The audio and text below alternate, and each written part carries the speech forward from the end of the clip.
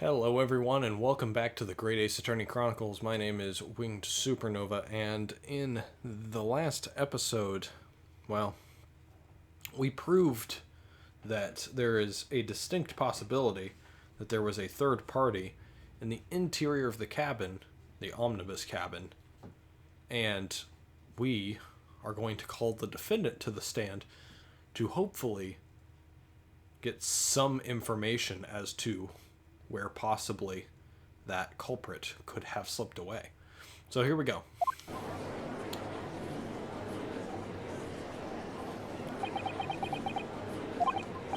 Now, maybe what actually happened last night will finally become clear.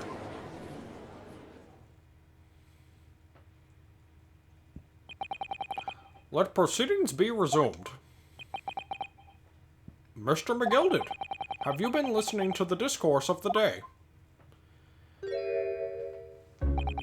To be sure I have, my lord. There are now two matters on which the court desires to hear from you. The first is whether or not there was a third party with you in the omnibus cabin, as proposed by the defense. The second is that if such a person was indeed present, why did you conceal that fact from the police? Begad, no, 'tis not in my nature to hide anything at all. Just answer the questions, please. The truth of the matter is, I've been desperate about this all along. Do I tell you so, or keep me mouth shut? Tell us what, Mr. McGilded?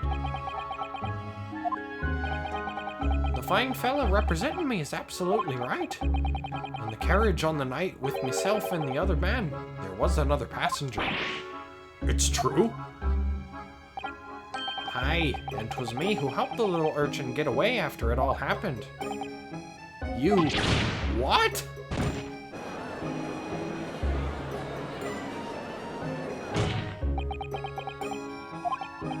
No, Magnus McGilded. That convenient excuse can't save you now. I'm truly sorry, so I am, Lord Van Seeks. I'm sure you'll be wanting to know why I said nothing when I was taken in by the police. I do be having a very good reason, I assure you. Which was? Well, the little child was just in the wrong place at the wrong time and not in any way involved, you see. What? If the police had known the wee one was there, they'd have assumed she'd done it. They'd have hauled her into this here courtroom just like myself. I was only trying to spare her that. Young hearts and young minds are easily damaged, my lord.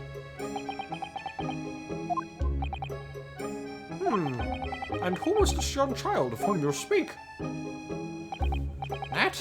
I don't know. You don't know? Aye, well, the wee thing just happened to be in the carriage that night. I never saw her before or since. Objection! We have absolutely no reason to believe this man. The prosecution calls for the witness's statements to be disregarded by the court. You know, I wouldn't be surprised if the urchin isn't here in this courtroom as we speak, listening to the proceedings. What? Ah, smoke! Ah, fire! There's a fire! Look, someone's trying to get away! Oh, after them! It's no use! I can't see anything through all the smoke! What is going on? This shit just went from 0 to 100. Be careful, Mr. Naruhodo. Cover your face! Bailiff, don't let the accused escape. Secure the omnibus. I hereby call an emergency recess. Bailiff, ensure that the defendant is in custody and clear the courtroom.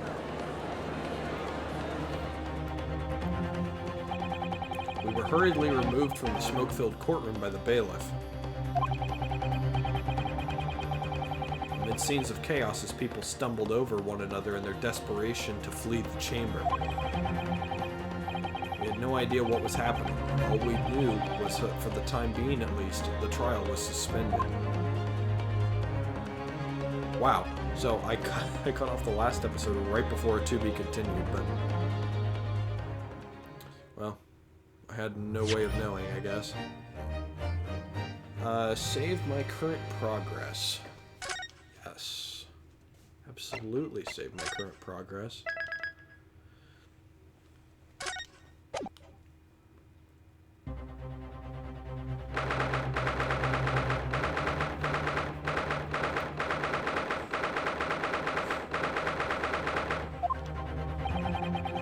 earth just happened in there? Mr. Naruhodo, I've managed to find out what happened. Miss Susato, I was told it was an advanced form of smoke grenade, a type of exploding device that releases smoke. A smoke grenade? It sounds like the sort of things ninjas use. Ryunosuke, your Japanese is showing. They're just making sure everything is safe now. I think the trial will start again before long. But who would have done something like that? The police managed to catch someone who was trying to flee the courtroom, apparently. Flee the courtroom? Why? Well, it's a young girl of around 15, I hear. A young girl? Could it be? The other passenger that Mr. McGilded was just talking about? My thoughts exactly. So he wasn't lying. Oh, what's become of Mr. McGilded, actually? There's so many things I need to ask him about, but he's not here. I think he was summoned to the prosecutor's antechamber to answer questions, along with the young girl. Who is she, I wonder? What was she even doing here at the trial? She was taking a huge risk, and for what possible benefit to herself? There's another matter that's troubling me. What's that? The 20 pence. Oh,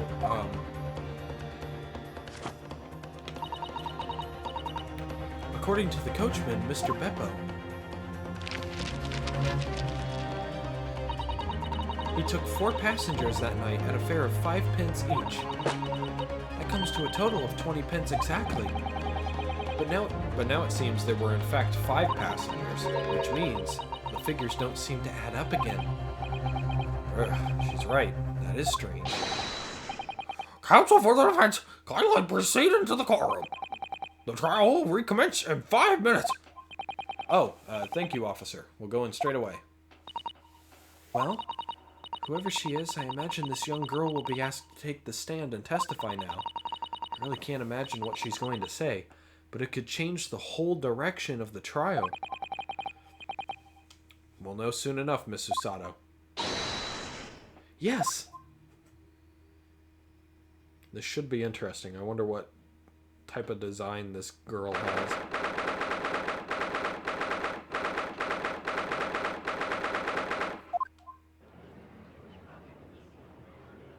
Oh, interesting.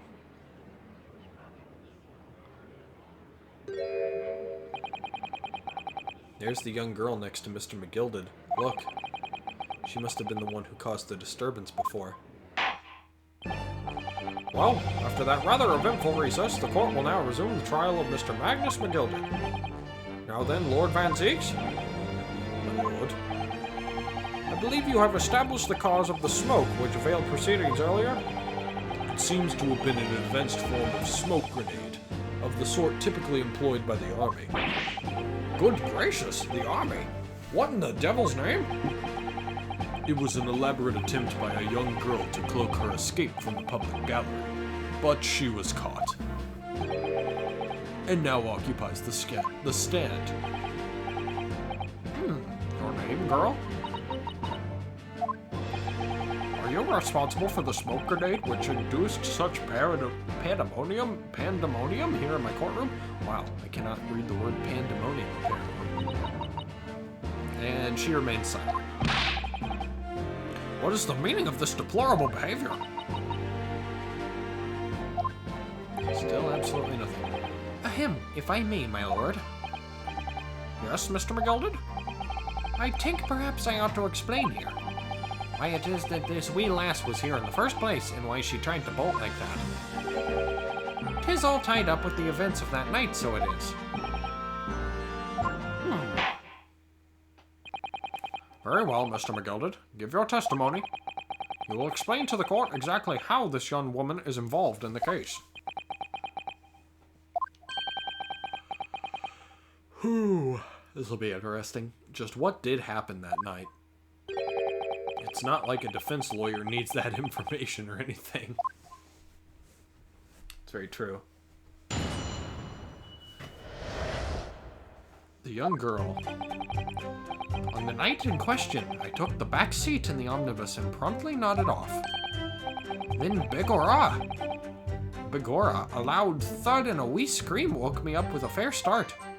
There was a fella collapsed on the floor at me feet, so I sat him up in the seat across from me. Then I turned to find out where that scream had come from, and bless my soul, what did I find? There was a child in there, all curled up in a ball, hiding her wee self away.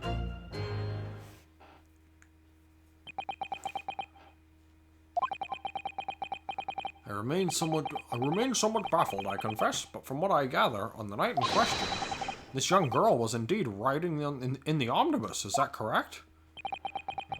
'Tis exactly as the defense counsel said. This lass was the 5th passenger, my lord.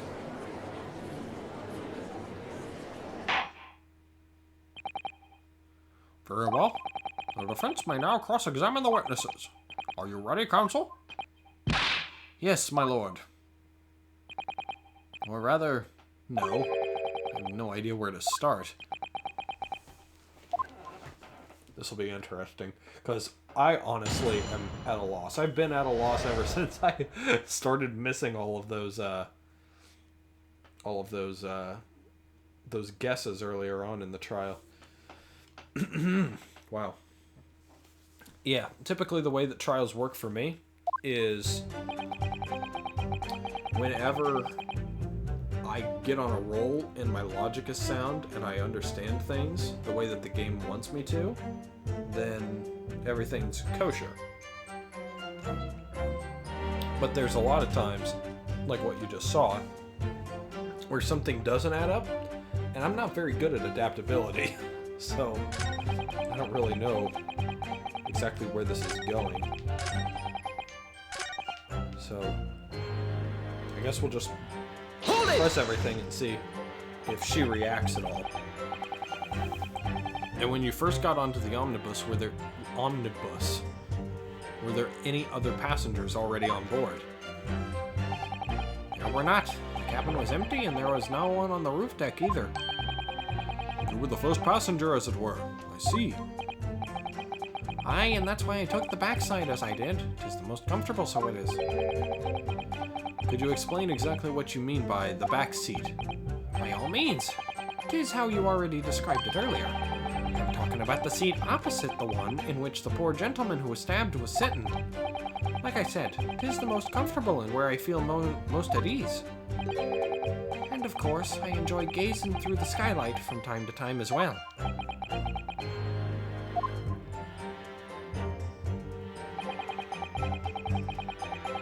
So it was the one opposite where the victim was sitting. Which side was he sitting on?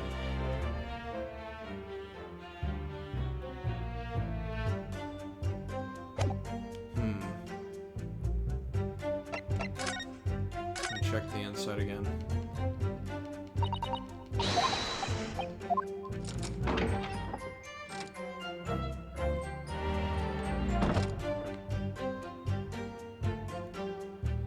Yeah, we see the picture in the back here. We saw that in the back. Which means that he was sitting here. That's the back seat?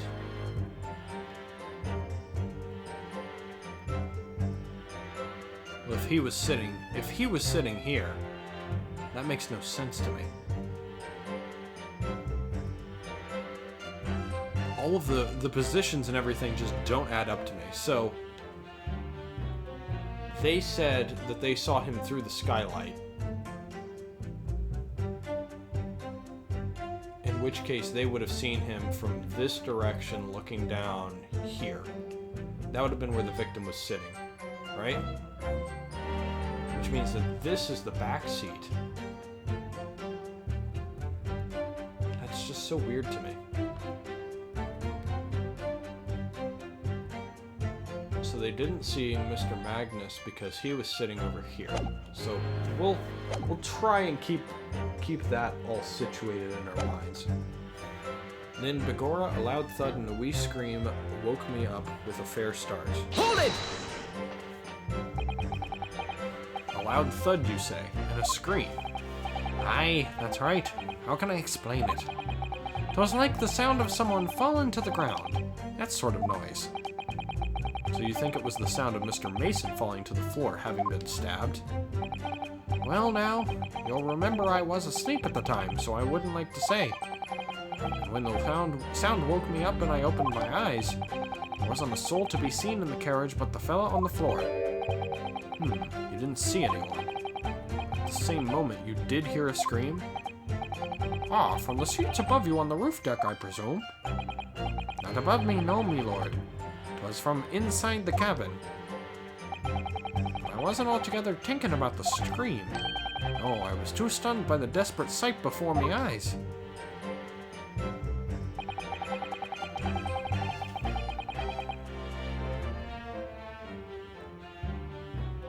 Hold it! You sat him up? The victim, you mean? That I did, on the seat across from me, as I said. I could plainly see the poor devil was already gone. And you wouldn't leave a dead man just lying on the floor now, would you? Also, I apologize if there's like periods of just silence. It's me thinking in my head. I'm not very good at speaking my thoughts out loud. Unless I have them well crafted in my mind.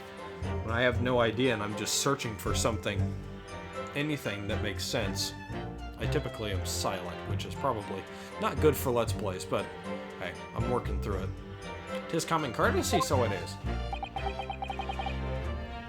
I find that a little hard to believe. Arrah, Lord Van Zeek. Now why would that be? You wait to find a man lying dead at your feet in a carriage. Any normal person would hail the cabman. Any upstanding member of London society, that is. Well now, as you know, I'm in something of a special line of business. The business of lending money at exorbitant rates of interest? Unfortunately, my lord, not everyone is thankful for the help I offer them, and some would even see me dead. So I do try, where at all possible, to avoid getting myself in a tangle with trouble. Are you suggesting you were just going to leave the man there? Heavens alive, no. I was always intending to report it, so I was. Only, I had a mind to find out the whys and wherefores first. The whys and wherefores? Right you are. There were some details I wanted to understand before anyone else got to meddling. That wee scream I heard, for example. Wouldn't your good self do just the same? Yes. The scream he says he heard at the same time as the thud of the victim collapsing.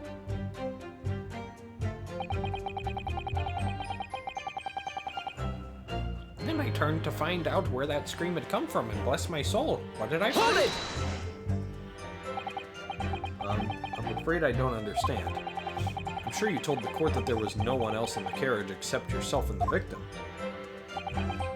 So I did, sir, so I did. As far as I could see, that is. What do you mean by that? Well, now, 'tis a queer thing.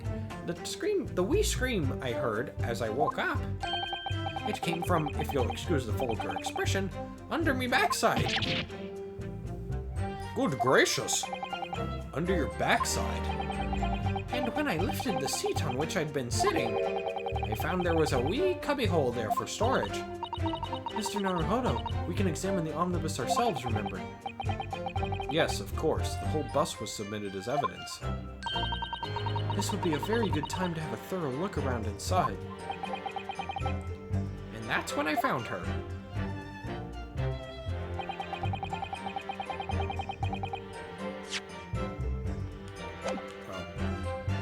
I believe I already did look at it.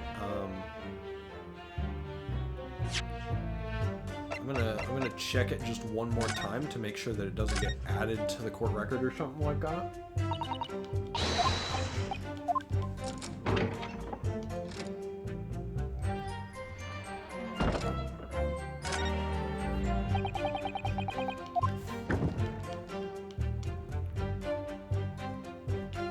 Wait, where'd all the shit go?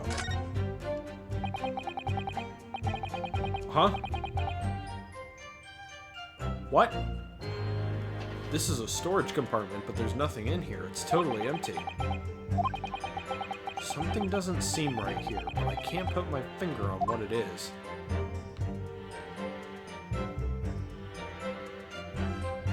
Did she in the middle of... I never saw this on the floor either. That's blood, isn't it? Is something wrong? Oh, it's just...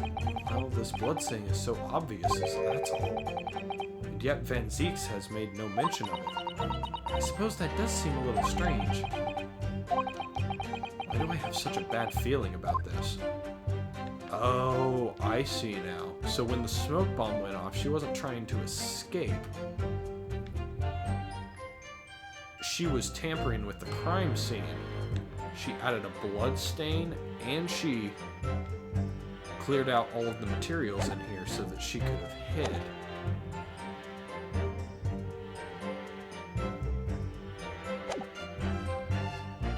Huh. Hold it! Well, that's bizarre. You say she was hiding herself? Aye, that's right. 'Twas hard to see in the dim lamplight, but she was all curled up in a wee ball. When our eyes met, well, me heart nearly stopped beating in me chest. Ugh, I'm really overacting this. Still and all, I pulled her out from under there and sat her on the seat opposite so I could have a wee chinwag with her. The seat opposite? That's right, just next to the dead gentleman there. You sat this young girl next to a corpse, sir? Well, as I'm sure I mentioned, a gentleman in my position can all too often find himself in mortal danger. So, I needed to find out just who this urchin was, you see. And while I was in the middle of talking with her, I heard another scream, a fella's voice this time. Presumably that scream was Mr. First, who was sitting on the roof deck seats. Right you are again, I would say, sir. Looking down through the skylight, you must have seen this young girl and the gentleman with the knife in his belly. In other words, the previous witnesses did not, in fact, see you at all, Mr. McGilded. What they believed to be yourself and the victim was, in fact, this girl in the late Mr. Mason. Aye, my lord. I was, as I think everyone understands now, sat at the back of the carriage out of sight.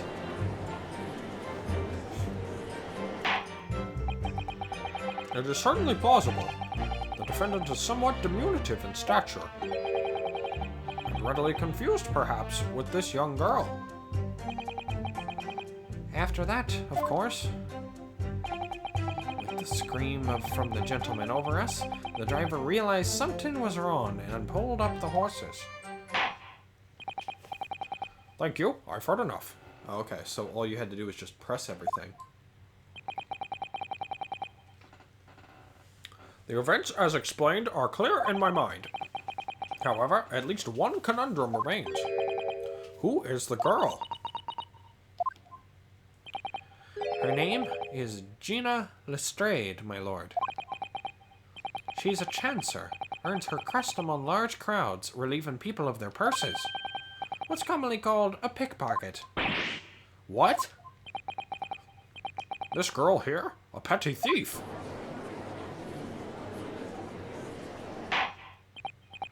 Order, order! Is this true, Miss Lestrade?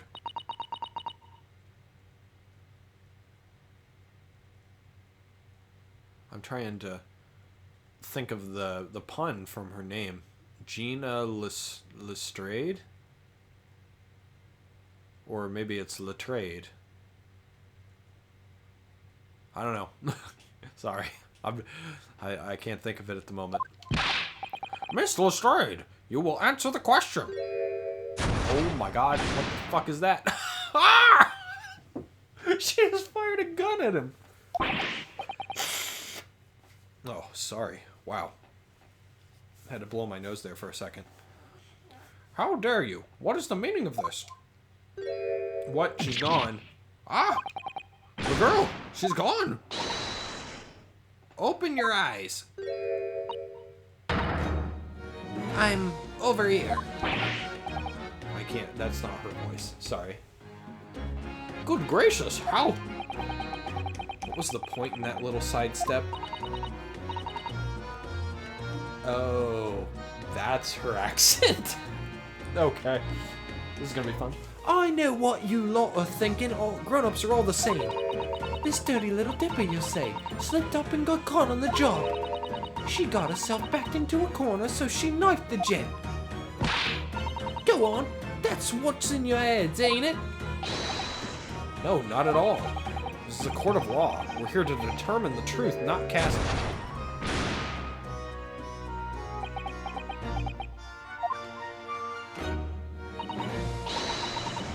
Look, knives are for cowards. Only thugs use weapons like that. All I need for what I do is these fingers. I'm a professional, all right. Maybe not in your eyes, but I got pride in what I do. Let me guess. You don't count smoke guns among weapons for thugs? Oh, this? Yeah, this was in a bag I lifted the other day, down where they keep the four-wheel drags. That looks very similar to something that, Mr. Herlock Sholmes would have. I'm gonna be honest. It's got the flower motif on it. It's nice, isn't it? I like the pink best. Ah, do not wave that thing in my direction again. So, you admit that you were riding the omnibus on the night in question?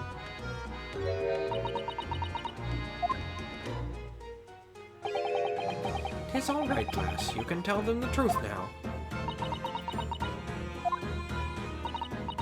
All right, yeah. It's just like the Irishman said. The court accepts this girl, Miss Gina Lestrade, as a valid and significant witness in this case. Accordingly, young lady, we will now hear your testimony, if you please. You will tell the court exactly what happened in the omnibus on the night in question. All right, if I have to.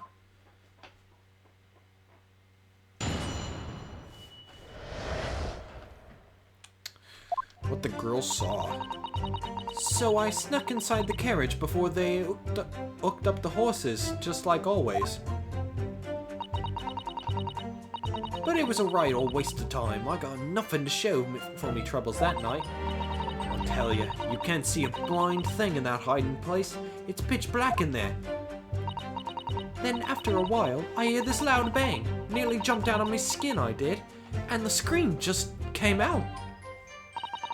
It's because of that this swell found me. He did help me get away, mind. Yes, he let you go. I fail to understand why you would let the street urchin go, Mr. McGilded. Oh, 'tis simplicity itself, my lord. You see, she couldn't possibly have killed the other passenger. I knew that for a fact. How? As I'm sure I said before, sir.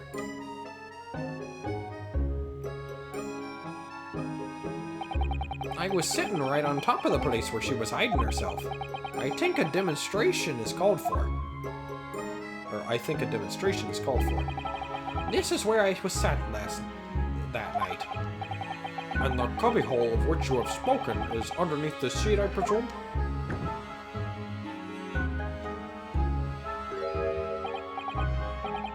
Yes, it does appear just large enough to accommodate someone of the girl's stature. Aye, but of course, the wee lass was stuck in there. Because I'd parked myself on the seat for the duration. Ah!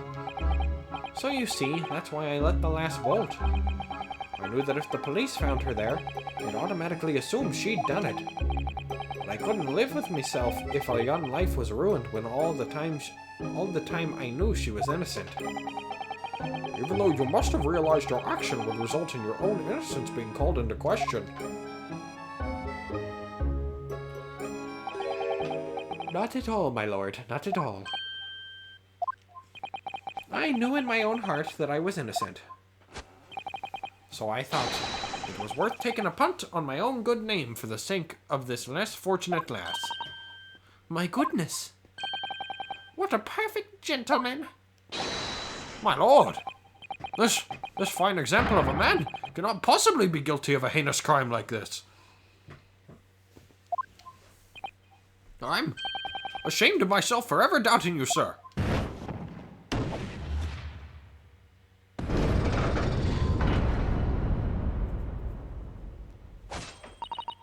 With calm, calculated reasoning, one arrives clearly at the truth every time.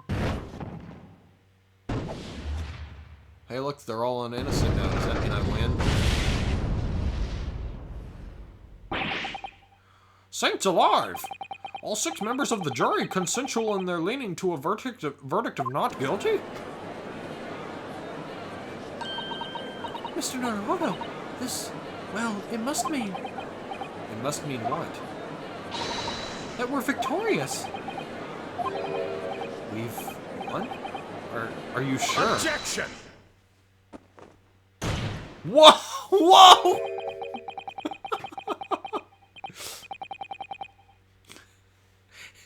I feel like this guy just does whatever he wants and then is just like, oh, please forgive me. He punches a baby in the face. Oh, please forgive me. I'm just kind of mad at the moment. If the sight of my iron-heeled Wellington offends, pray, do forgive the discourtesy. Well, that was a new thing. This really is a consummate example of the one monumental flaw in British judicial practices. Where evidence and reasoning should be paramount, emotion rules the day. Emotion? The witness's last statement gives us a clear insight into his true nature.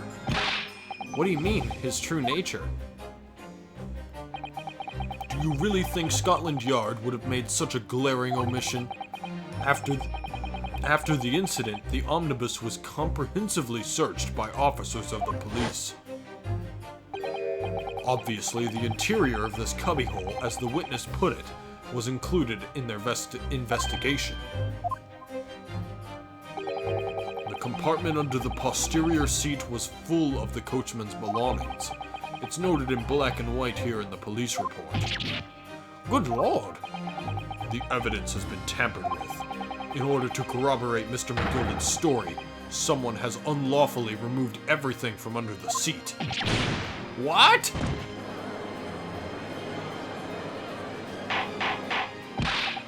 Order, order! How could such a devious contrivance possibly have been effected, counsel? Naturally, we must acknowledge the deficiencies of the constabulary in allowing this to have happened. However, I assure you, when the omnibus was wheeled into the courtroom this morning, the compartment under the seat was not empty. Well, my Nipponese friend. Huh? Me?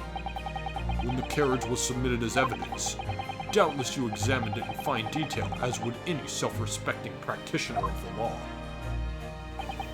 Pray, what did you find the condition of the underseat compartment to be? Oh, to be sure, the young gentleman will be able to clear this up in a jiffy. Sorry? Go ahead. You tell the court now, fella. How this is all an elaborate excuse by the desperate Lord Van Zieks. Well, counsel, you have something to say on this matter. How am I supposed to answer? What can I say about the state of that little compartment under the seat in the omnibus? It wasn't empty. It wasn't empty. I'm not gonna lie for you. I really don't know if giving this answer is helping my cause as a counsel for the defense, but as far as I remember at least,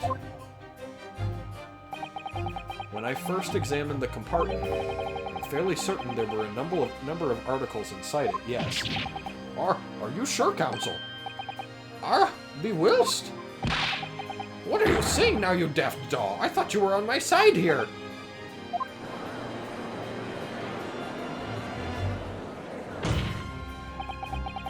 What game are you playing? Your task is to defend the man in the stand. Why would you say something to compromise his position?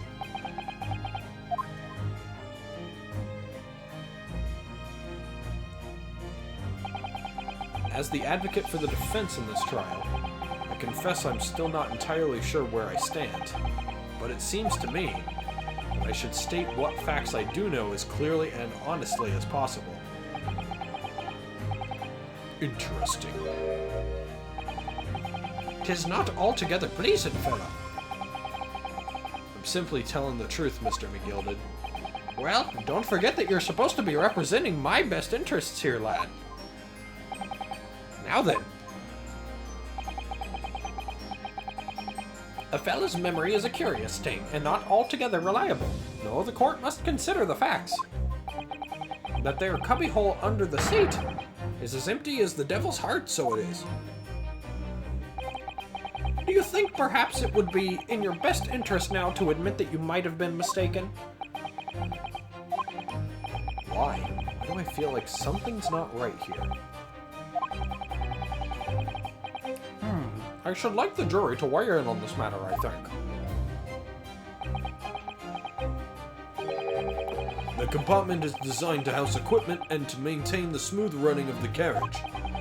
The Guild's rules state that omnibuses should be properly and fully equipped at all times, so it certainly wouldn't have been empty on the night in question. Beppo isn't that irresponsible. That money-lending fleecer and the pick-purser lied.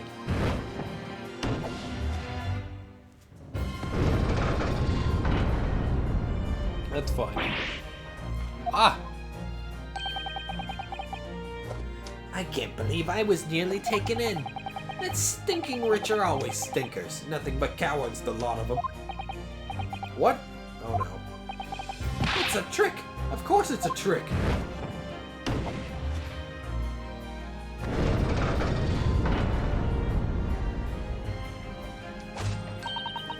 Quite so. I must concur here.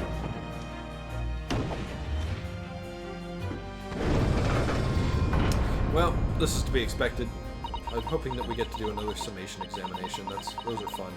With calm, calculated reasoning, one arrives clearly at the truth every time. Yes, but every time a different truth, it seems.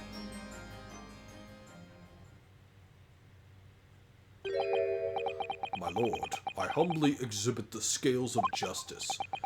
Clearly, a verdict of not guilty at this time would be wholly inappropriate. Thank you, counsel. But before we proceed any further, there is the matter of the outstanding cross-examination. Counsel for the defense, begin your questioning of the witness, please. Yes, my lord. What just happened? The whole balance of the trial just shifted almost beyond recognition. The Reaper of the Bailey is at work, it would seem.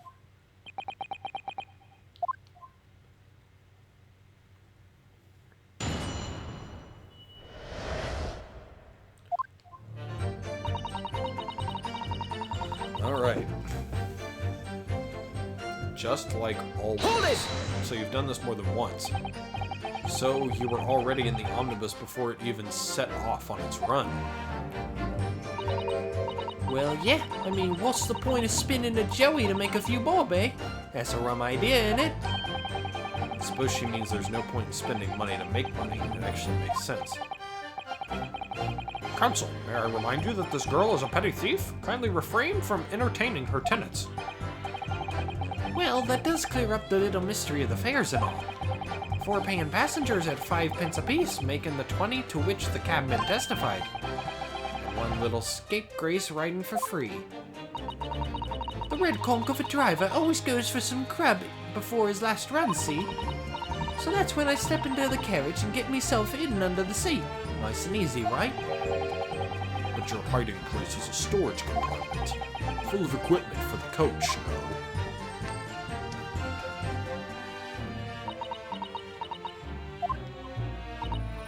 Yeah, there's brushes and buckets and whatnot in there, sure. I always chuck all that out and cram it in a corner somewhere. No one ever seems to bother much. And yet, according to the report filed by the police officer who first arrived at the scene, the compartment was full of such paraphernalia. Well, I don't know nothing about that. Like I said, I moved all the stuff out so I could hide under the seat. That's all I can tell you. It seems we've reached the end of that line of inquiry. Continue.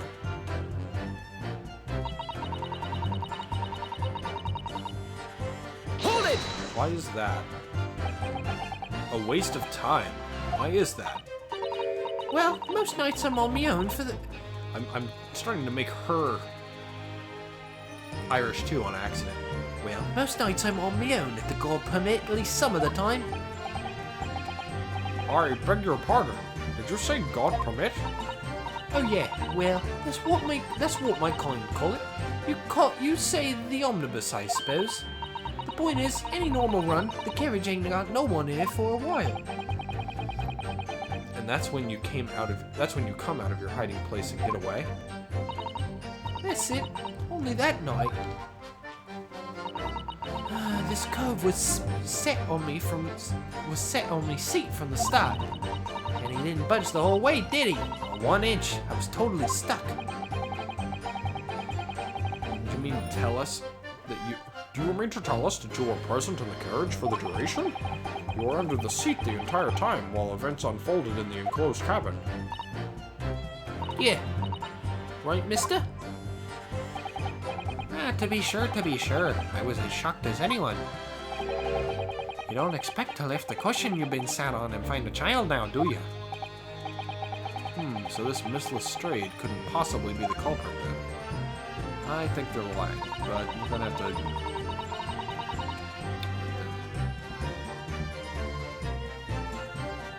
Hold it! Can't see anything, huh? So you couldn't see out into the cabin at all. Not a jot. Most days I push the cushion up with me head and look out the crack. Then I can have a butcher's at who I'm going to fill. I thought you were a pickpocket, not a butcher. I mean, I can have a look. The seat Oh my god, I'm making her Irish again. I don't want to make her Irish. I like her current accent. But, oh god, hit the wrong button. But, man, I just don't know. I mean, I can have a look. The seat I get under ain't as plush as the other one, see? So most of the time, the passengers plant themselves opposite. But for some reason that night, this here Irishman spent the whole journey right over me head. And for that reason, you weren't able to push the cushion up to peek out. I see. Huh. Truth is, I ain't too happy in small dark places. Feels too much like being thrown in the clink. But it's the only place to hide in the carriages, so it's Hobson's choice. Why doesn't she just stick to picking people's pockets in the open? I'd say there's some reason that she's not letting on, judging from her demeanor. So anyways, I was a bit scared, but I had to just stick it out and under there. Nothing else for it. Then, after a while, I hear this loud bang. It nearly jumped out of my skin, I did. Hold it! When you say a loud bang, do you mean the noise of someone falling to the floor? Could have been, I suppose. I don't remember so well. Point is, it made me jump. And you let out a scream involuntarily. That's right. And then I felt the cushion over my head get lighter all of a sudden. Presumably when the defendant got up in order to help the victim, yes. Or not. Could equally have been the moment the accused stood in order to stab his victim, could it not? Well, girl, did you see what happened at that crucial moment? Yeah, I saw it. I pushed up the cushion and had a quick butcher's while I had the chance, didn't I? The Irishman was sitting up the bloke what had fallen. Oh my god. The Irishman was sitting up the bloke what had fallen on the floor on the seat opposite. That matches Mr. McGilded's account, of course. But then, the fella suddenly turns around and looks right at me. I sunk back down again, but it was too late by then. I never should have risked looking. It's because of that this swell found me. He did help me get away, Mom. Hold it! And when Mr. McGilded discovered you, he pulled you out from your hiding place? I was scared stiff, I was. He dragged me out and sat me down on the seat and all. Next to the victim, Mr. Mason? Yeah, the bloke had a knife in his guts. He was still bleeding. And the carriage lurched a bit and he ended up falling onto me. Ugh, how awful. Both my hands got covered in blood. It made me feel sick as a dog. Both her hands covered in blood. That must be what the rooftop passengers saw. After that, I believe you talked with Mr. McGilded for a while, is that correct? He asked me some stuff. Wanted to know me name and what I was up to in that. And I heard something from above. From up above. Someone screamed. Yes, Mr. First on the roof deck, one would presume. Well, I didn't want no one seeing me face, so I didn't look up. Then the horses were drawn up smartish, and this here Irishman says to me, "Get back under the seat. I'll see that you can get away later." All 6 members of the jury had decided the defendant was innocent. For one brief shining moment, yes. It's clear that they are still very unsure. If we could just find some conclusive piece of evidence among this new testimony, I'm sure we would clinch the verdict we want. Yes, I think you're right, and I have this niggling feeling. Something's bothering me. I just can't quite put my finger on it.